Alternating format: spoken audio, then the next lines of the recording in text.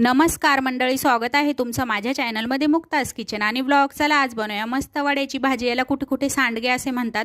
यामध्ये थोडंसं तेल टाकून आपल्याला वडे आधी भाजून घ्यायचे, वडे काढून घ्यायचे. त्याच कढईत फोडणीसाठी तेल टाकायचं, जिरे मोहरी टाकायचे, कढीपत्ता टाकायचा आणि बारीक कापलेला कांदा आणि टोमॅटो टाकायचा.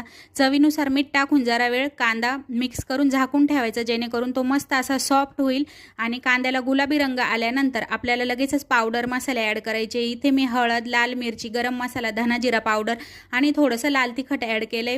त्यानंतर लगेचच वडे ॲड करायचे. मस्त असे मसाल्यासोबत मिक्स करायचे आणि पाहिजे तेवढं पाणी टाकून घ्यायचं. ही भाजी एवढं पाणी जिरणारच आहे आणि वड्याची मस्त लपलपीत अशी भाजी तयार होते.